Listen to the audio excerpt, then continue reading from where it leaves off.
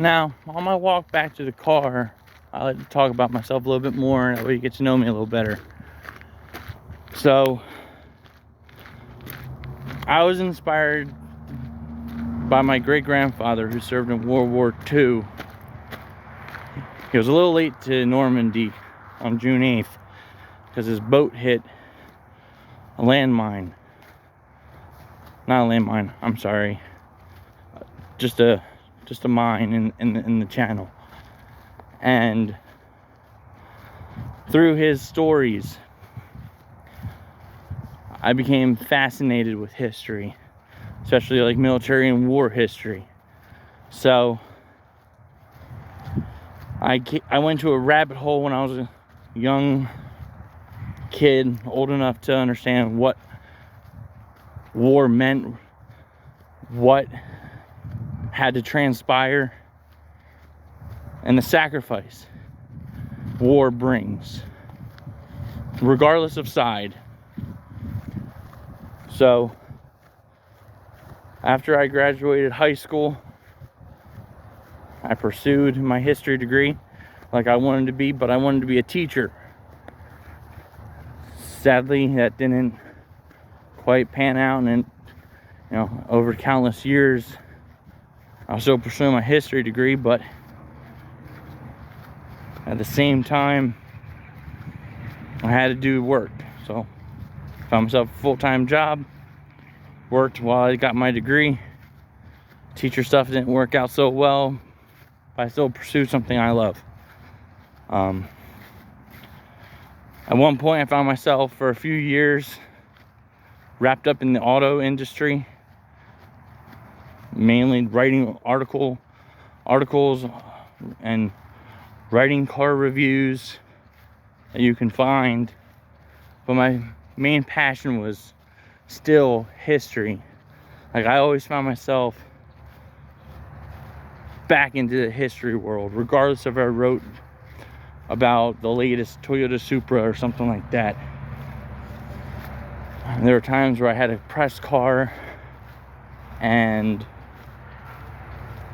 my wife and I, or even my girlfriend or whatever, at the time she was my girlfriend, now she's my wife, we would go do history stuff. So I always kept that close by. And now, in lieu of things, I've been inspired by others to try to do something that they do, but from a perspective of someone who is a weekend history guy that does, not a weekend history guy, but someone who loves doing history, but on their free time. Yeah, I can do history on my free time. It's sad in some cases, but it's where I find my joy.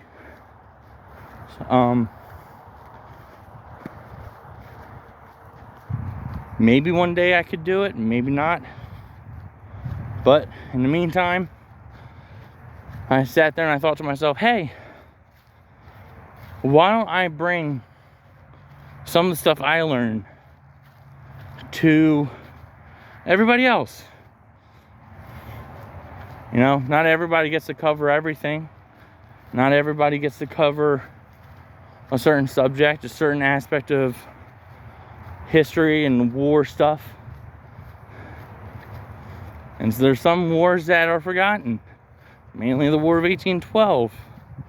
And I found myself quite interested in it, funny enough. And my first War of 1812 battlefield was Lundy's Lane and Fort George and Fort Erie up in Canada. Go figure, on my wedding anniversary. My first ever battlefield I've been to was Gettysburg. I can't say it wasn't.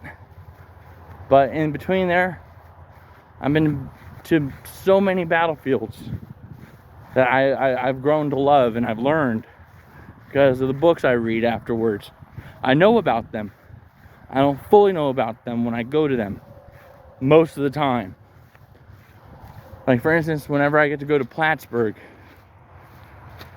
or Sackett's Harbor, or other War of 1812 battlefields, Fort McHenry.